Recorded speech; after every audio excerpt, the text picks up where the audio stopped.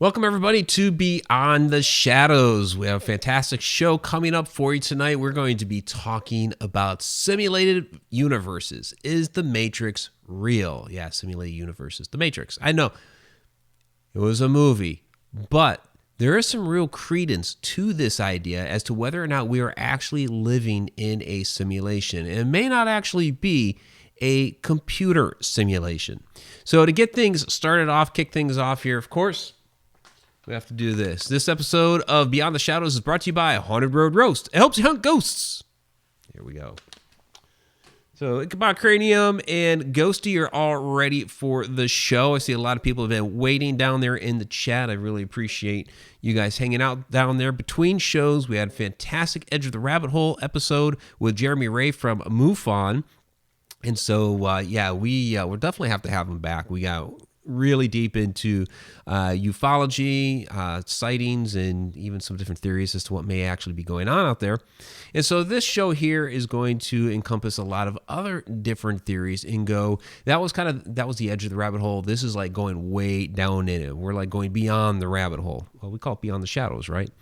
So real quick, though, something that I do want to address, and I hate the fact that I actually am going to address it here, but I will, because there's been a lot of questions lately, whether down there in the chat room, on social media, all that stuff. So I guess I have to say a little bit of something. People have been asking about where Shauna is. And it's something personal, but I understand this is a public-facing entity here with Haunted Road Media. So Shauna is no longer helping with Haunted Road Media. Just plain and simple. That's it. I'm not going to get into it. No details, nothing. It's a personal matter. We'd rather keep that private, and that's just the way it is. So there we go. We're going to get on with the show. All right. So simulated universe. The Matrix. What is that? I actually talk about it in A Walk in the Shadows. And I know this is a shadow person book, but I actually have a chapter in here that's called Shadows in the Matrix. It gets into the idea of, okay, if the Matrix is real, if we were living in a simulated universe, then what would the shadow people actually be within this simulated universe? That's a few steps down the road in the conversation tonight. We have to back it up a little bit. And so there's a couple of things that I want to do here. I have some quotes in the book from Gregg Braden, who fantastic guy. He does a lot of work with Gaia. He does a lot of stuff with consciousness teachings and things like this. And so I'm actually going to get into some of his quotes here to kind of help define. Now, I have a degree in simulation programming, and so I could spout off a little thing about what a simulation is, but I like the way he puts it. And so these are actually a couple of quotes from him on his show that's actually on Gaia, and he gets into it. It's called, oh shoot, now I can't even remember what the name of it was offhand. Missing Links, right? Missing Links on Gaia. In his second season, he gets into this Matrix and the simulated universe. So let's get into a couple of things real quick here. And so this is something that I really like, and I've shown you guys this thing before. This is essentially the connected universe. This is an X-ray of the universe, and it shows here how all these different systems are connected with each other. And so it's kind of an ongoing series that we've been doing on and off here with the connected universe. We actually have a Beyond the Shadows episode called The Connected Universe. And so you can see how a lot of our different episodes have kind of been going down this road. And the book that I'm working on right now, which is the follow-up to A Walk in the Shadows, gets really deep into this, gets into different dimensions, time, space, all that stuff. And we've covered a lot of those topics lately, interdimensional beings, these sorts of things. So that's a connected universe. There you go. There's a bunch of planets within the Matrix. But what I want to do here is kind of get into the idea of what a simulation is. So this is what Braden has to say. A simulation is an experience that allows us to immerse ourselves in an unfamiliar environment first, and second, it allows us to master the parameters of that environment in a relatively safe way while minimizing the risk of injury to ourselves or one another. So, kind of some ideas about a simulation and the way that we use it today. Very simply, like something automatically coming to mind, something like a flight simulator. A lot of our video games and what have you are simulations that are running. We run simulations for testing and diagnostics of all kinds of systems throughout. Heck, we use it at where I work, and we're just testing. We're testing truck maintenance computer software. So there's a lot of different ways in which we run simulations against that in order to test the software packages that we're putting out. Could be simulations as far as shooting a rocket up into space. So a lot of different things and how we use that, running simulations for, your vehicle, for, for the physicality of crash tests and things like that. A lot of different things that we do. So what I liked about his statement was the remark about testing parameters. And for those of you that have been around here a while, you know that we've talked a bit before about reincarnation. This idea that we come down here to Earth, we're here to learn something, right? And then we, after we've passed, hopefully we've learned that, we go up, we come back. So we're coming back here, testing these parameters. I mean, that's what it sounds like to me. We're down here to learn lessons, and then we go back. And we come down here to learn another lesson, go through life, and then we go back. So that really sounds a lot like this idea of testing these parameters to me. So let me see if you guys have any comments down here in the chat yet, or am I already just I've already gone way too far down the rabbit hole. Somebody said something about tea. I actually did switch from coffee to tea here. So a couple other things that I do want to quote from here real quick, and then we'll really dive in. So kind of that along the lines of ascension here. So the Sanskrit word Maya actually means illusion. This kind of gets into the religious aspect of it. This is a fundamental concept in the Hindu tradition. It tells us that it is under the illusion, under Maya's influence, that the soul identifies with the body to the point where we cannot tell ourselves as separate from the illusion of this physical world. Under Maya's influence, we get lost in the body's expression of ego, fear, sex, race, the color of our skin, our belief systems, under the illusion of Maya. In those same traditions, the idea of enlightenment means to escape the Maya, to escape the illusion. Christian traditions tell us something very, very similar. They tell us almost universally the world is temporary, that it is an illusion, not to get stuck here, that we're here only briefly, and that we are preparing. They actually say we're preparing ourselves to live in another world. This parallels ideas of a simulation almost to a T. And so again, that was the quote that I used here in A Walk in the Shadows. That was actually Gregg Braden's quote. He has a lot of fantastic teachings out there, so I definitely recommend that. So Victoria Monday, right away, of course, there's the big question of the universe. If we're testing the parameters, what is the purpose? Well, if you're testing, you're trying to learn something. So in a lot of like the testing that I do, we're trying to learn if this program will operate the right way. Other testing would be, to try to learn something about yourself. A lot of the ideas are that we are down here to better ourselves. Come down here, learn a lesson, basically testing ourselves. Hopefully, we move on and we are a better soul, where whatever that home universe is. We better ourselves up there. And then if there's something else that we need to work on, then, we come back down here and then we go through this whole testing phase again.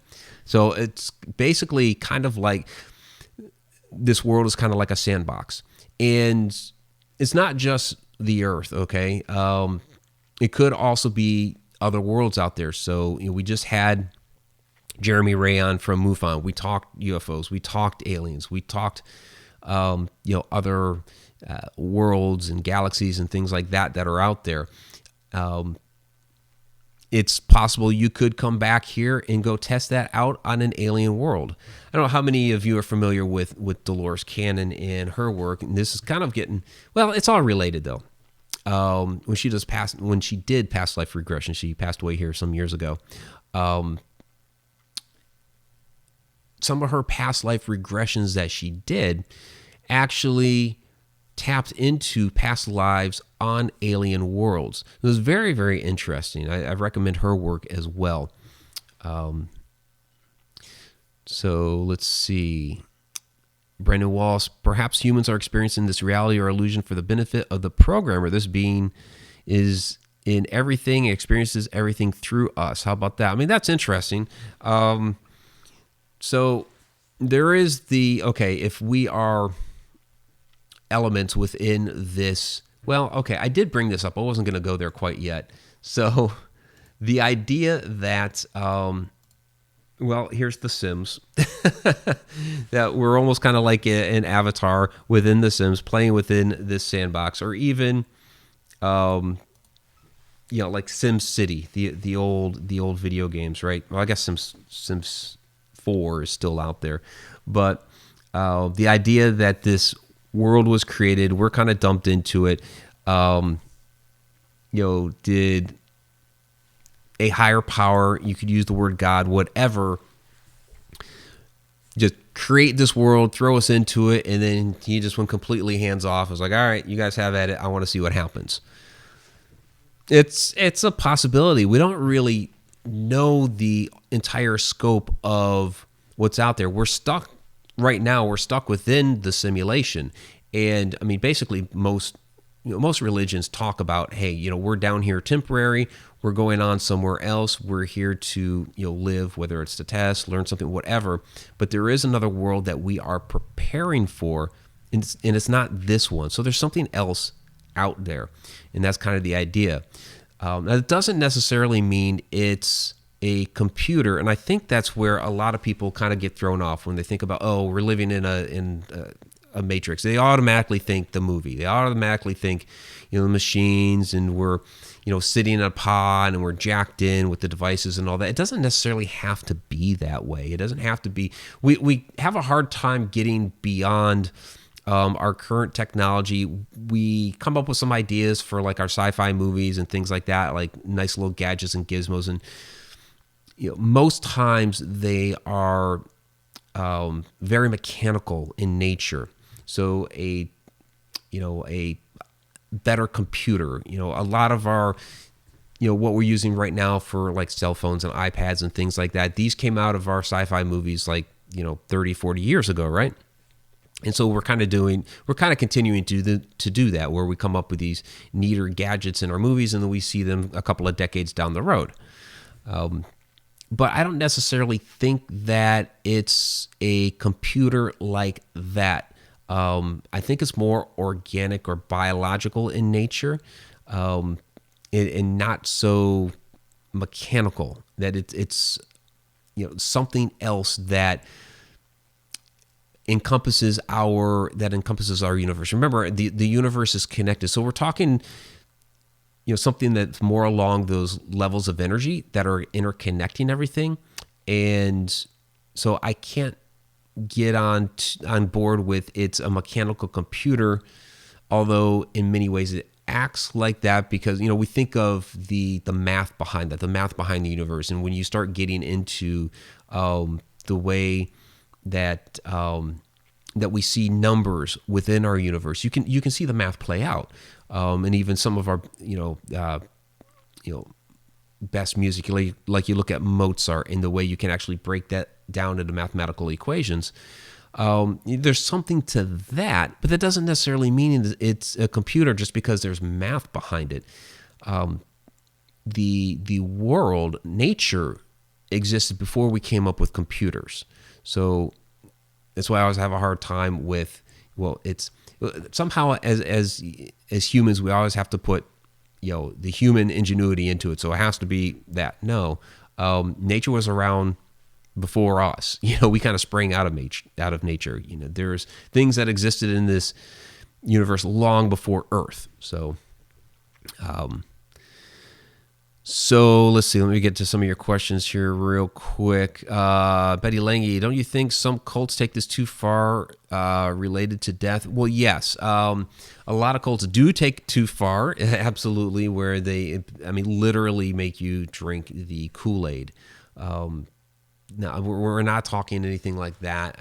Those death cults are insane because basically they circumvent everything that, if you do believe that we are down here to learn something, that we go on, those cults circumvent that from happening. They're cutting your life short by saying, let's all drink the Kool-Aid and we'll go off to, the comet or whatever is going on out there.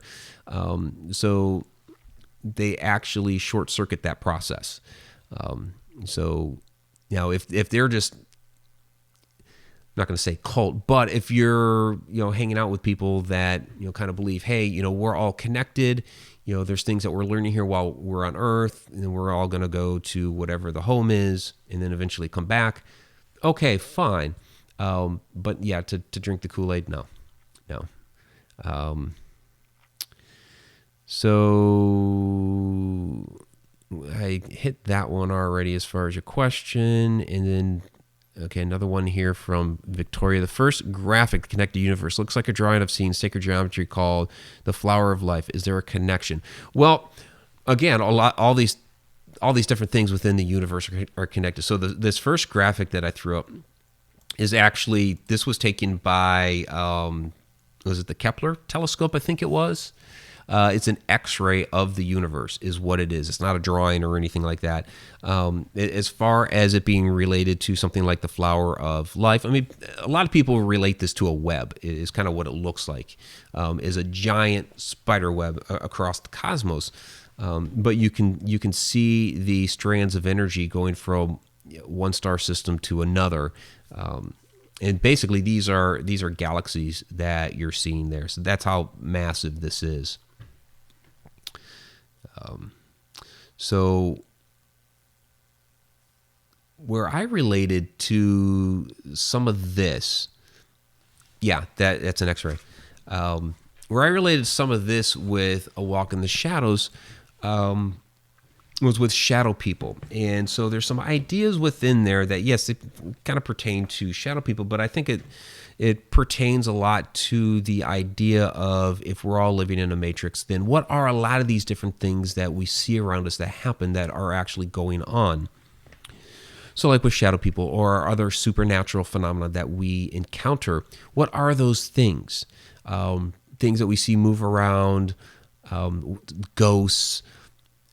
What are those things if this is all a simulation? Well, with shadow people, the thing that I threw out there as an idea, again, having a degree in simulation programming and understanding things like like game design and stuff like that, computer game design.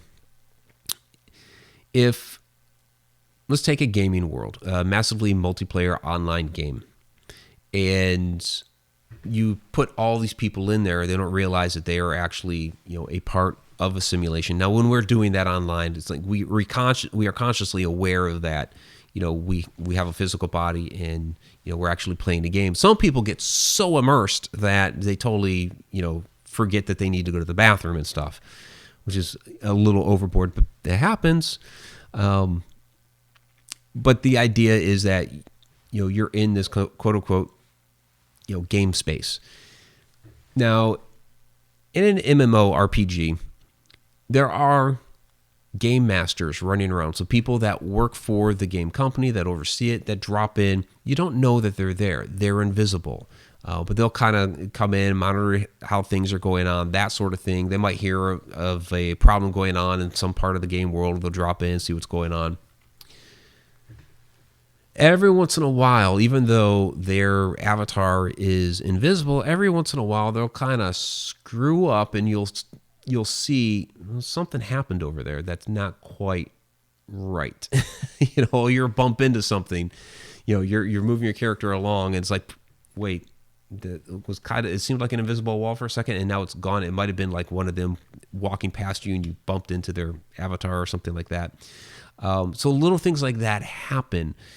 And so when it comes to things like shadow people, or even like a ghost or something like that, are some of these different entities like these game masters dropping into the world, like with our shadow people, a lot of times we see them in the corner of the room or at the foot of the bed, and they're just observing us, watching what's going on.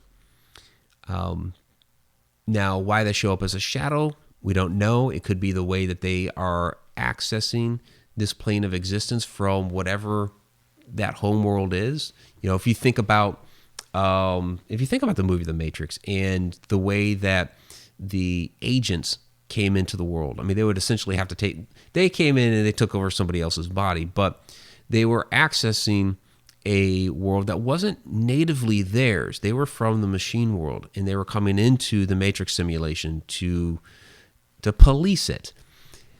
So if some of these are like that, or they could be up to something nefarious, we don't know. And they're dropping in here. Maybe they can't fully form up as a solid body, and they only come in as this shadow or shimmer, or maybe they do come in as invisible and they're bumping into things and moving things around and that sort of thing. So it kind of makes you wonder about a lot of these different things if they're coming in from that quote unquote home world and dropping in and basically playing around within our game space, but they're a different entity. They're not one of the players. They're something else. So you and I would be like the players. So let me see what you guys have for comments or questions in here. And so I guess not. I'm just monologuing here. That's fine. Here we go. Brandon Wallace. If the shadow people are, as Mike says, they're sure scary and don't seem to act like a kind of game master. Well, there's a lot of different shadow people. Not all are evil. Not all are scary. Check out our other shadow people videos for that. So this common misconception with shadow people. So the one standing at the end of your bed or standing in the corner, it's creepy, yeah, but it's not necessarily evil. And there's a lot that just kind of like dart across the room and they're gone. So it's like you walk into the room and you scare it. Sometimes it just might peek in your door and take off. There was one that I had for like 3 or 4 months when I was a kid at a house that I lived in that was like that. So that could be, again, another one of those, like little game master sort of things, or it could be completely something else. I've talked many times about them being interdimensional beings. Well, if they are interdimensional beings, well, that other like home world that I keep referring to would be on another dimension, another plane of existence. Excuse me. So it would still be an interdimensional being, just in a different way than we're usually used to thinking. I've also thrown out here before on this show that it could actually be somebody from another place in time that we're actually interacting with. If the way time works is not in a linear fashion and is more everything stacked on top of each other. So there's a lot of different concepts that we're exploring here. And I don't necessarily believe that there's, one that fits everything right now. There's a lot of different concepts that I think we're going to be playing around with for a while and kind of see maybe this part of this one fits and part of that one fits, and just kind of try things on for a while and see where we might get with it. So the idea of a simulated universe is, I don't want to say universally, but I'll say like near universally a concept. We just don't ever word it like that. We don't ever think of it like that because all of our major religions basically talk about it as like a heaven that we're going to, just to take the Christian idea. It's another place. It's a better place. It's somewhere else that we're going. It's not here on Earth. Everybody talks about that the Earth will go away, that there's somewhere else that we are going to. So it's a near universal concept that humanity has, and it's just we don't ever talk about it as a simulation, but that's essentially what it is. So Betty Lange, grand old folks, if one believes in fairies or angels, are they simulated beings? Interesting question. So last week we talked a little bit about angels when we talked about fallen angels and the watchers and basically the beginning of our world according to Enoch. We talked about giants and things like that. So would they be simulated beings? Well, essentially we're all simulated beings, right? So I would be one, right? This is Vanessa, an Edge of the Rabbit Hole, always calls our body the meat sack, that our soul is our real selves. The body that we're in is basically the simulation. I know it feels extremely real, right? So as far as like the angels or things like that, yes, but in a different way. So because they are, essentially they would be accessing our world, again, excuse me, they would be accessing our world in a different way than we are. So again, I'll go back to, just because it's easy to reference, I'll go back to The Matrix again, the movie. So the way that those people were accessing the world was by being jacked in through, the thing that they stuck in the back of the head, right? But the agents accessed the world in a different way. They would essentially possess a person's body. So they wouldn't be jacked in. They were a program that came in, and then they would take over a person's body. Something like the Oracle or Seraph, those were kind of quote unquote rogue programs. A very, very similar thing where they weren't a being, they weren't a person, a human jacked in with the thing through their head. They came into the simulation in a different way. So an angel, a fairy, what I've been talking about with the shadow people and things like that, they would be coming in here in a different way than you and I are. I mean, it could very well be that we are sitting up there, wherever it is, in a chair with something plugged into us. We don't know. It could be. It could be that we're laying down in a bed and it's just a thought process. It's a dream. We don't know how all that works. At some point, we're going to find out, and I'm not ready for that yet. Tom McNicholas. If we are simulated, can we come back as a creature spitting acid? So can we come back as like the movie Aliens? Or Romulan? I suppose, right? I talked a little bit earlier about Dolores Cannon, about the past life regressions that she did where people were remembering past lives as alien creatures. So sure, it's possible that we could come back and be on an alien planet somewhere, which would be pretty interesting. It's your way to get around the solar system. So I think I missed something up here.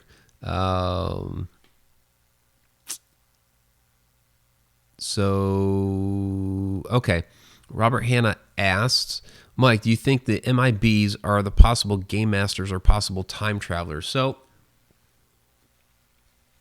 the MIBs probably, or could be in any case, more related to the agents from the Matrix than say something like the shadow people. I think the shadow people would probably be more of like your rogue programs.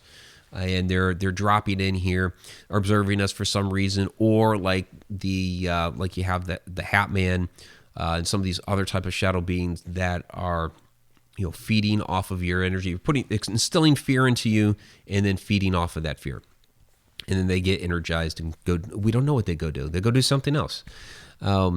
Those seem more like your kind of rogue program sort of things, where the Men in Black. Now, some of the Men in Black, we've talked about it here before. When we had Jeremy on for Edge of the Rabbit Hole, he kind of alluded to it, where there are some Men in Black that are they're absolutely human. They are part of a government agency. He talked about FEMA before.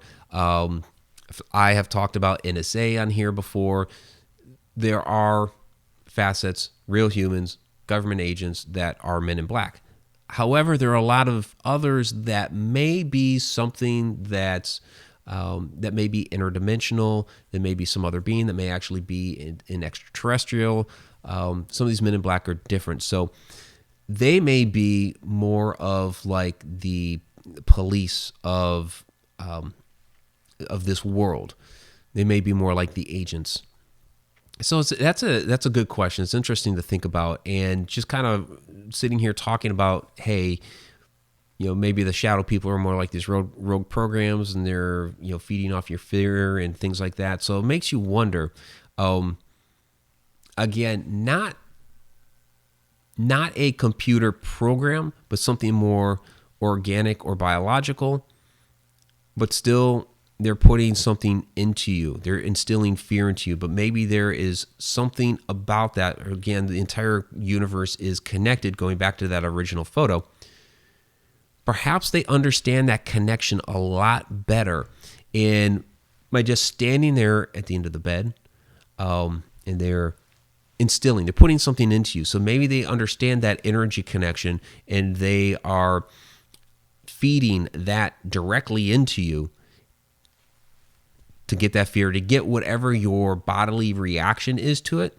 And then they're siphoning it, your reaction, right off of you. It could be the way that works, and then they fill up, and then they're good to go. They might use you as like a gas station.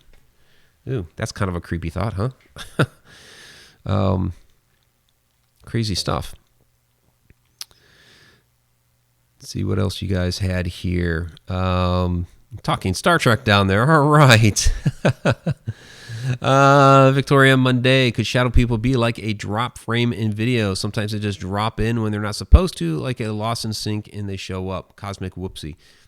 I mean, that's always possible. I've talked about that plenty of times on here, where two moments in time, two different planes of existence. I've used the term echo before, where for some reason these two dimensions or what have you cross each other, and you're able to see for a few minutes, maybe a brief moment, whatever, something else. And it may actually see you. And so these things just kind of overlap real quickly. You can call it a drop frame or out of sync or whatever. Because there is kind of something not syncing up right with the world at that moment, at least as far as the way that we are supposed to see it. We may actually be seeing how the world actually works for a brief moment.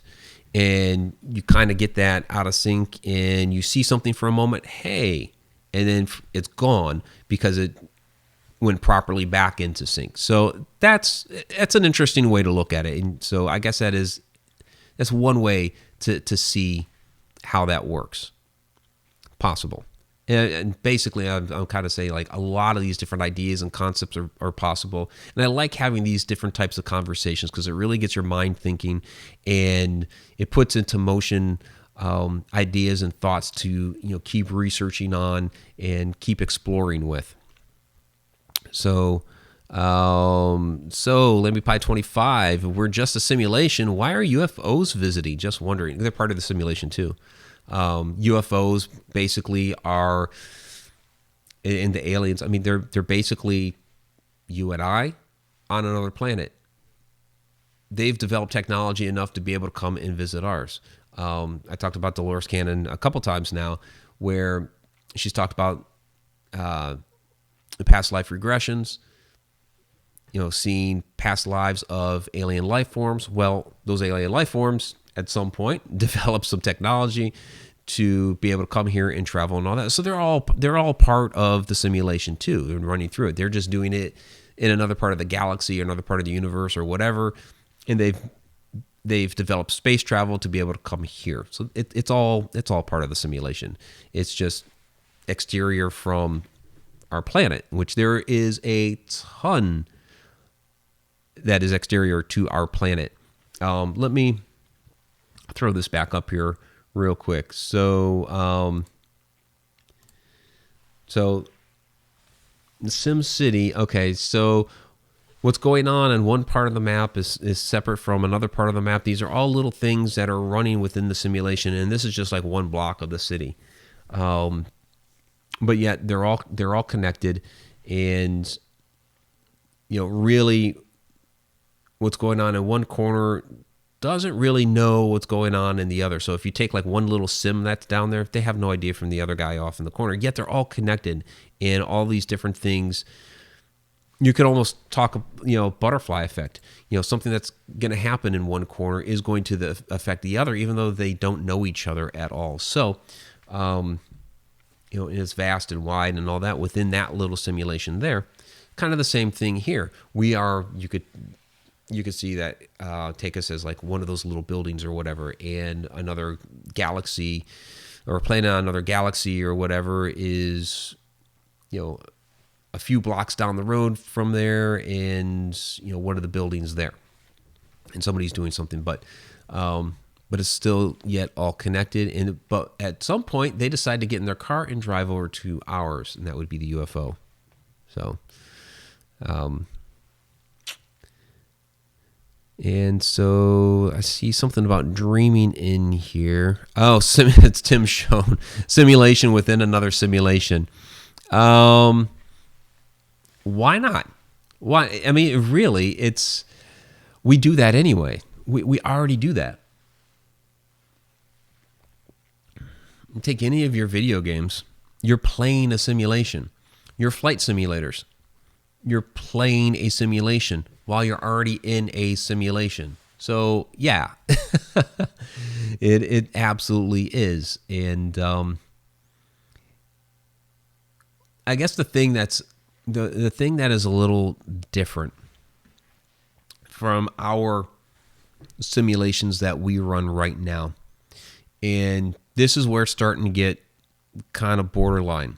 Right now with the simulations that we run in a lot of these different computer environments, they don't have a conscience. There's no consciousness there with the game world. It's funny. There's actually, and I mentioned it in here, there's one guy that theorized, he had a different idea of shadow people, that if we were in a simulation, that some people are just filler. And you see, we actually do this in some of our video games, especially the online ones, where there's just kind of computer people that are ambling about the streets to kind of create like an ambiance there to populate the world and make it look like it's living and thriving, but you can't really interact with them, and they're almost like zombie type characters. They're just like, yeah, I'm here.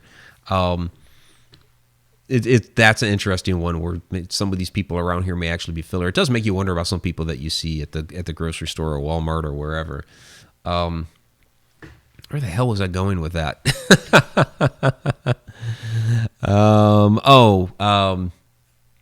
Consciousness. Yeah. So a lot of our simulated people within these computer environments, they don't have a consciousness yet. Yeah, we've created an AI for them to be able to make decisions within that environment, to be able to simulate a particular situation so we can see how it plays out. AI programming was part of what I've learned. Is when you do that, when you do simulation programming, is AI. And we're on that cusp of developing artificial intelligence. And if we get there, does that actually create a consciousness? And that's kind of the difference right now with us running a simulation within the simulation that we're in right now. I have a consciousness, you have a consciousness. I'd like to think most people are around us have a consciousness. But like I said, some might be filler. But if we do get to the point where we actually are able to create consciousness, then we are in a whole nother world of different dynamics right there.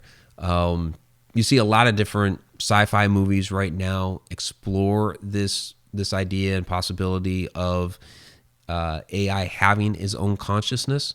The Matrix was one of them, of course. Ex Machina was an interesting one where she had actually developed her own consciousness, or at least intelligent enough AI where she was like extremely, extremely, extremely close to as much as you could get to a human being as possible. So it's we're getting really close with AI, and a lot of people fear it because we do have this recurring cycle of the creation turning on the creator. And so if we do create AI, will our creation turn on us? And you see that play out in a lot of these different sci-fi movies. And a lot of people take that as a warning, like, you don't want to do this.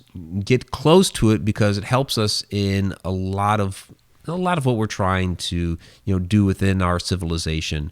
But be careful with how far you take it. And it would be interesting to see, if we come into contact with some of these other alien extraterrestrial worlds out there, if they've encountered this issue and how they handled it.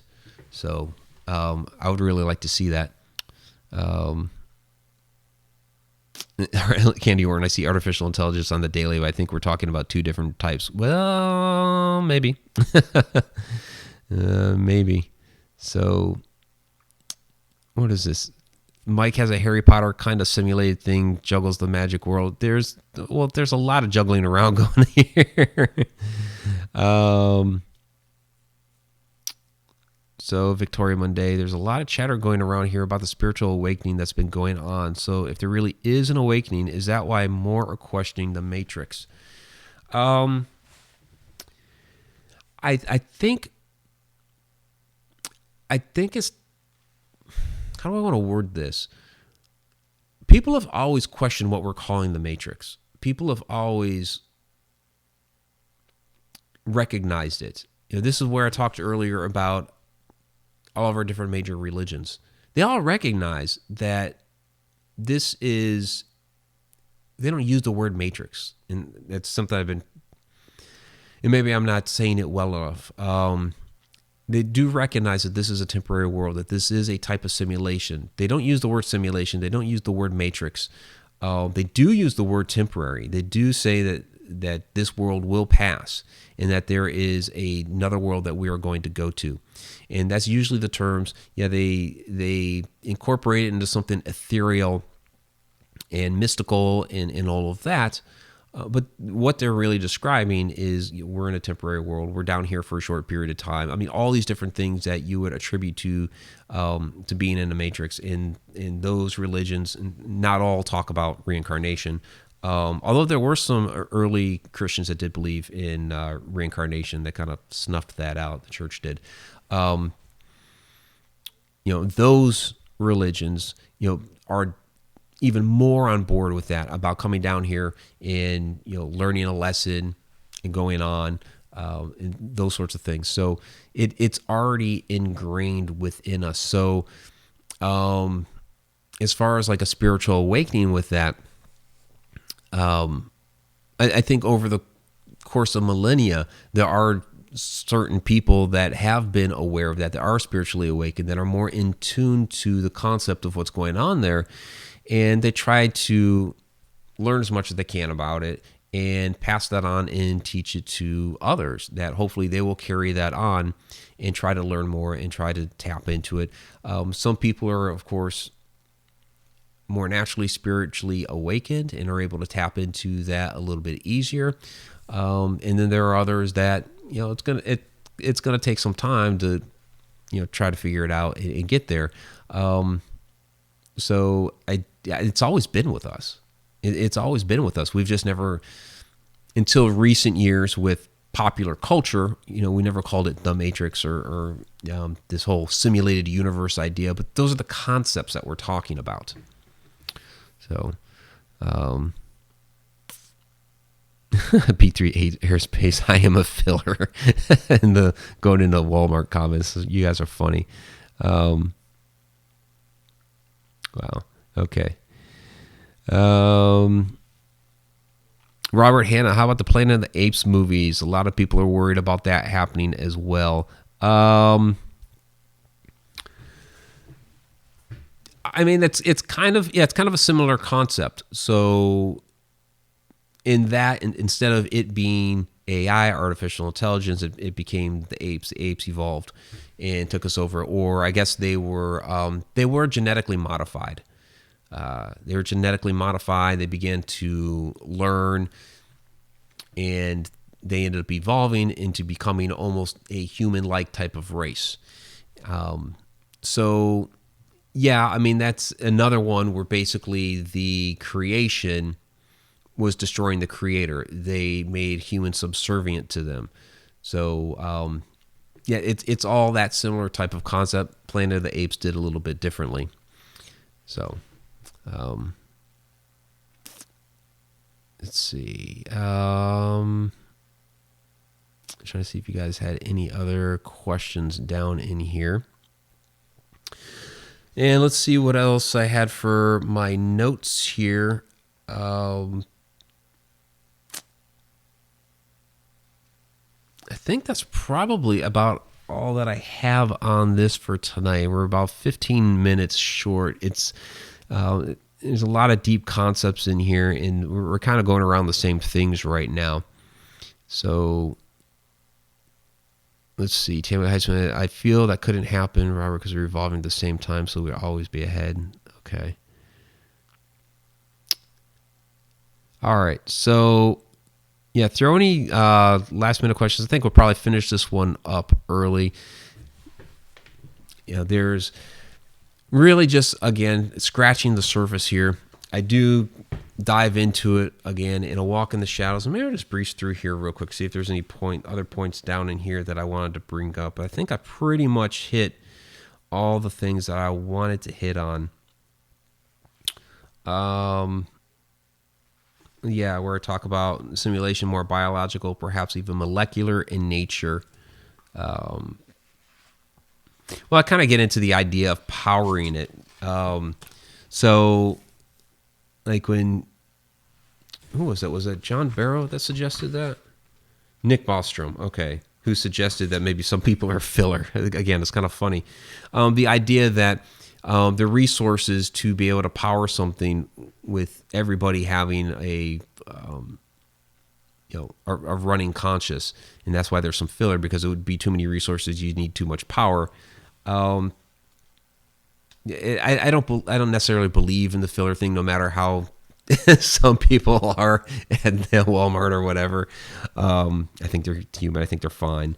But I think some people are kind of constraining everything to our concepts and our ideas of this being a computer simulation. I don't necessarily think it's a computer. And then they start to think of how would you power such a thing? You know, the resources it would take for each person, the cars, the computing power, the mathematics it would take behind everything in the universe to be able to run a computer simulation like that. And if we tried to do it, in a computer lab today, how much resources would that take? I think people restrict themselves when they think of it on those levels, and so that's why I think it's something more like biological or molecular in nature, some power that we can't even fathom right now that stretches across the universe. That, again, we have this whole connected universe. It's all energy connected to each other, and I think that it's a type of energy source powering this whole thing that we just can't even fathom right now. But it has to do with the fact that we are all connected together, and if we just ride that, then we're good. All right. So I do briefly touch on quantum entanglement in here, but I'm not really going to get into that right now. But it's, again, the idea of particles being connected to each other. You could send them across the universe, and they're still connected to each other without any time spent between the two. Just when something happens to one, something happens to the other. Quantum entanglement is really interesting.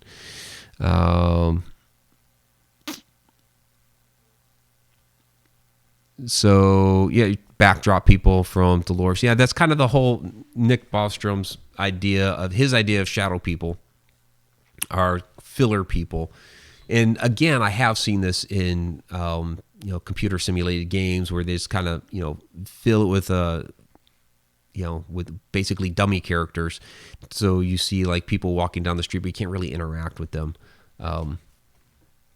So it's that type of idea. I don't really know if I don't necessarily believe that that's the case. I think that the people that you see, I mean, okay, let's try this. Okay. If you're in Walmart, I love using Walmart as an example for this because we see them all the time in Walmart. Those people that are just like, they look oblivious. They're just spaced out, whatever. They just look like they're there, just kind of up and down the aisles. Okay. So you're like, that's one right there. That's a filler person. That's a backdrop person. Okay. Walk up to him, say hello, tap him on the shoulder, start talking to him, and see if they're really a backdrop person. I think you'll discover that no, they're not. You probably really embarrass yourself. But try it. That would be really interesting. And when you're doing that, film it, put it up on Facebook or something. I'd love to see it happen. Just, hey, are you a filler person? You're just taking up space here. To make it seem like to the rest of us that there's more people around than, yeah. Oh, it's funny though. So, and thank you, Quarantine Ghost, for putting the link to A Walk in the Shadows on Amazon. I appreciate that. So, Jill Nemchinsky, what about reflections in mirrors? Okay, so mirrors. Now that's really interesting. We do have a couple of shows that we've done on mirrors, a couple of videos, and are they portals, or can they be used as portals into another dimension? Can they be a gateway? I think there is something mystical about mirrors that can be used for that purpose. I mean, yeah, sure. They have a functionality of showing a reflection, that sort of thing. But a lot of people have seen people, entities, beings within mirrors. Of course, there's the idea that you face two mirrors together that can create a portal, especially if they have a silver backing, like the old school mirrors.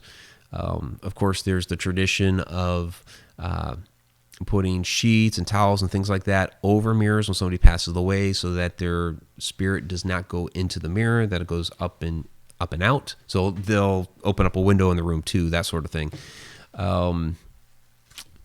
So could that mirror be a possible portal into the dimension, which, the home world or wherever these things are coming from? Possibly. Yeah, that's one I think that we need. I think mirrors is one that we do need to keep exploring, that there's a lot there that we don't quite understand or have lost to time. So, all right.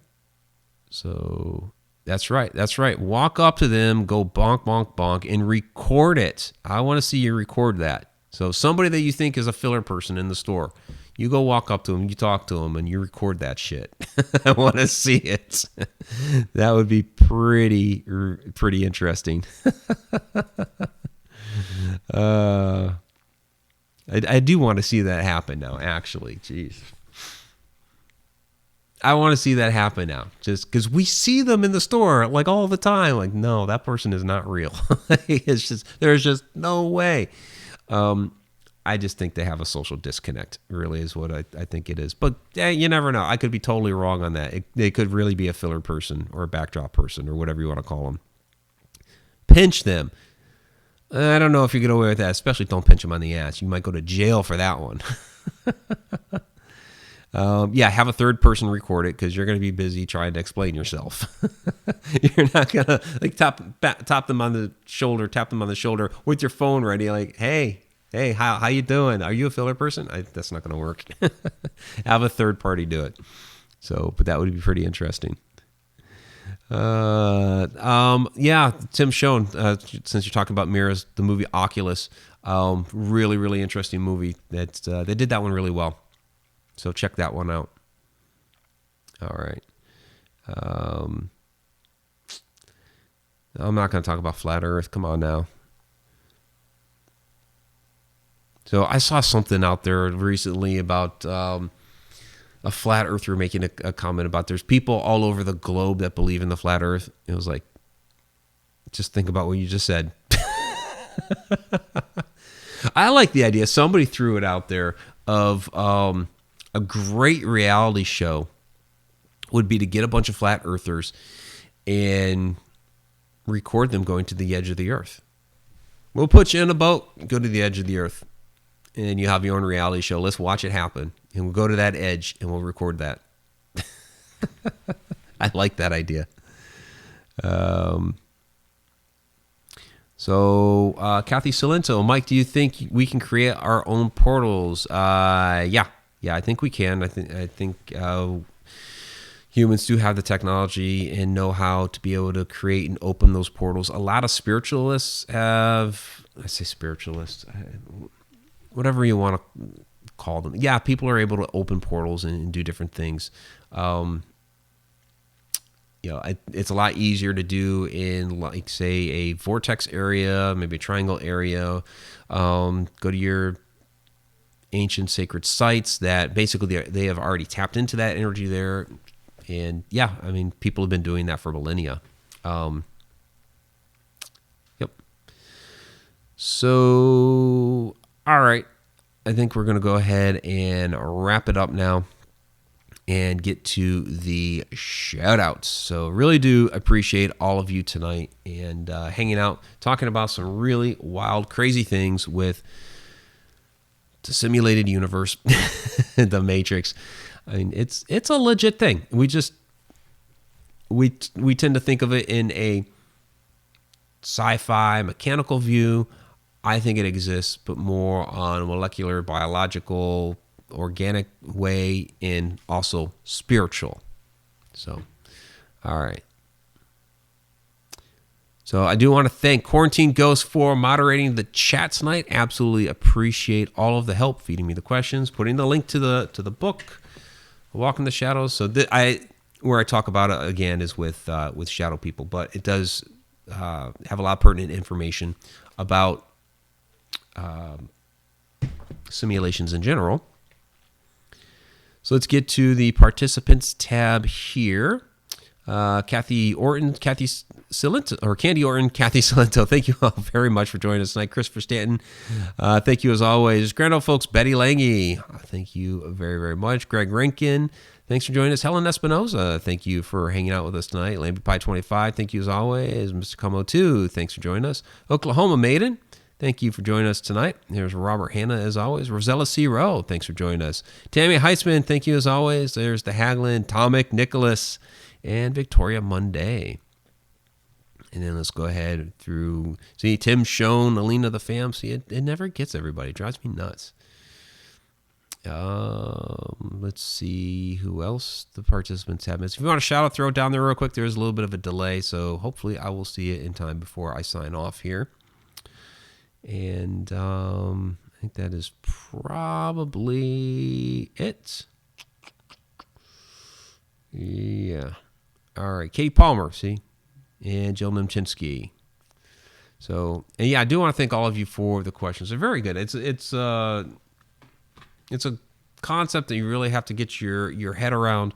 So it's kind of crazy sometimes. What in the world is this dude talking about? And coming up with questions to ask me into these some of these far out concepts. But we're going to keep exploring. We're going to keep going down these different rabbit holes and seeing what we can dig up and find. And I am happy that all of you are along for the ride. There's Rick Gabbert, Jennifer Bloomer, see other ones that the participant tab didn't grab. So, we'll be back here next Tuesday. Like I said, Jim Peniston from the Rendlesham Forest incident is going to be with us. It's going to be a really interesting conversation. So be sure to join us next week for that.